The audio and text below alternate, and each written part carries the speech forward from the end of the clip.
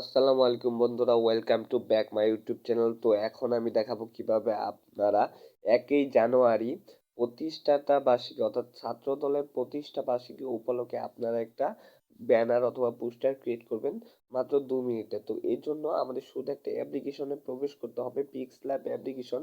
তো যাদের ফোনে পিক্সল্যাব অ্যাপ্লিকেশনটা নাই তারা অবশ্যই গুগল প্লে স্টোর থেকে পিক্সল্যাব অ্যাপ্লিকেশনটা ওপেন করে নেবেন। দেন দেন পিক্সল্যাব অ্যাপ্লিকেশনটা ওপেন করা হয়ে গেলে জাস্ট এই জায়গায় ওকে নামে একটা বাটন আসবে, জাস্ট এখানে একটা ক্লিক করে দিবেন আপনারা। তো আপনাদের সামনে শুরুতে একটা হোম পেজ শো করবে জাস্ট এরকম। তো আপনারা কি করবেন, এই জায়গা থেকে দেখতে পারবেন যে এইখানে একটা অপশন রয়েছে যে 3 বার মেনু নামে একটা অপশন, এই জায়গায় আপনারা দেখতে পারবেন। জাস্ট এই জায়গায় আপনারা একটা ক্লিক করে দিবেন। দেন এই জায়গায় একটা ক্লিক করে দেওয়ার পর আপনাদের সামনে এরকম একটা ইন্টারফেস শো করবে। তো আপনারা এইখানেও দেখতে পারবেন যে ওপেন পিএলপি ফাইল, জাস্ট ওই ওপেন পিএলপি ফাইলের জায়গায় একটা ক্লিক করবে।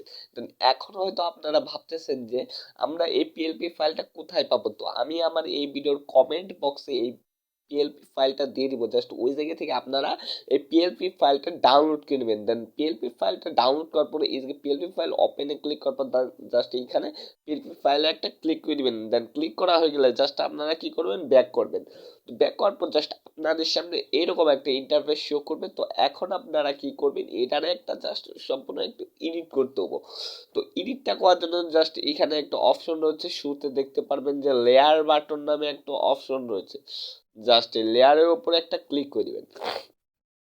দেন এই লেয়ারের উপরে ক্লিক করে দেওয়ার পর জাস্ট একটু স্ক্রল করে নিচের দিকে আসবেন। এইখানে আপনারা দেখতে পারবেন যে এই জায়গায় অনেক কিছু লক করা রয়েছে, জাস্ট এইগুলা লকগুলা সারানোর পর জাস্ট আপনাদের এই জায়গায় এগুলা এডিট করতে হবে। তো আবার পুনরায় লেয়ার অপশনে একটা ক্লিক করবেন। দেন লেয়ার অপশনে ক্লিক করে এখানে ছবি আইকন রয়েছে, জাস্ট এইখানে ছবিতে একটা ট্যাপ করে দিবেন। দেন ছবিতে একটা ট্যাপ করে দেওয়ার পরে এখানে কিন্তু ডিলেট করে কিন্তু ছবিটা কিন্তু এই জায়গায় আবার পুনরায় সেট করতে পারবেন। তো এই সম্পর্কে আমার ইউটিউব চ্যানেলে একটা ভিডিও রয়েছে, তো সেই ভিডিওটাও আমি কমেন্ট বক্সে দিয়ে দিব আপনাদের সুবিধার্থে।